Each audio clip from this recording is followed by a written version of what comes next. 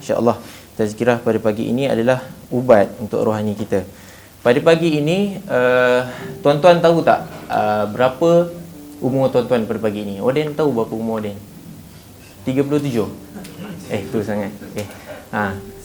Kalau nak tahu umur umur yang Allah Subhanahu Taala kurniakan pada umat-umat dahulu lebih tua daripada kita. Macam contohnya umat Nabi Firaun umat Firaun ataupun umat Nabi Nuh alaihissalam. Nabi Nuh berdakwah kepada umatnya selama 950 tahun. Ashabul Kahfi berapa? 309 tahun. Tetapi umur umat Nabi Muhammad alaihissalatu wassalam, Nabi kata umur umat dia dalam lingkungan 60 tahun.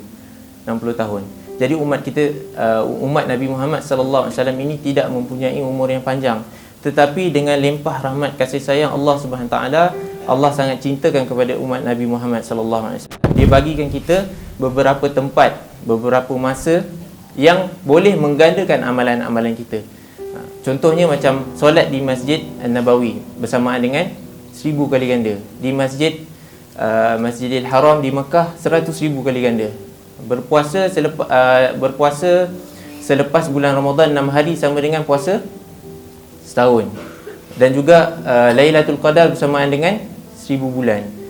Begitu juga ada amalan-amalan yang lain yang mempergandakan lagi kita punya akaun pahala. Pagi ini insya-Allah sesi slot tazkirah pagi saya akan mengupaskan sebuah hadis daripada Nabi sallallahu alaihi wasallam yang diriwayatkan daripada Aisyah radhiyallahu anha. Nabi sallallahu alaihi wasallam berkata, solat rakaatul fajri khairum minad dunya wa ma fiha. 2 rakaat subuh ini bersamaan dengan lebih baik daripada seisi dunia dan juga di dalamnya. Lebih baik daripada dunia ini dan selain daripadanya. Jadi ini di antara suatu amalan yang kita nak kongsikan pada pagi ini yang nampak mudah dan ringan, tapi kita sering terlupa dan tertidur. Orang ramai mampu angkat besi berat, betul tak?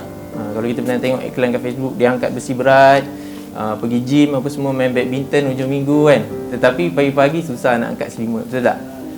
Ini di antara kelemahan kita lah.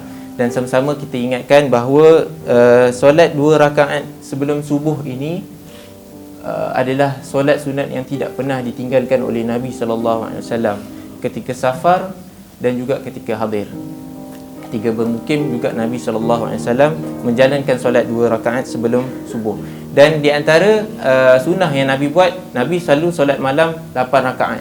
Kemudian solat witir dan Nabi tidur sekejap. Kemudian Nabi bangun, ataupun Nabi solat bila dengar azan, Nabi akan solat subuh 2 rakaat, solat sunat subuh 2 rakaat. Kemudian baru Nabi tidur sekejap. Sampai Bilal kejutkan Nabi sallallahu alaihi wasallam. Dan juga solat 2 rakaat ini kita boleh buat di rumah. Nabi sallallahu alaihi wasallam buat 2 rakaat di rumah. Tapi kita sekarang sebab subuh cepat, qomat cepat, boleh kita solat di masjid juga. Selain itu juga solat 2 rakaat ni, rakaat yang pertama kita baca surah Al-Kafirun, rakaat yang kedua kita baca Al-Ikhlas.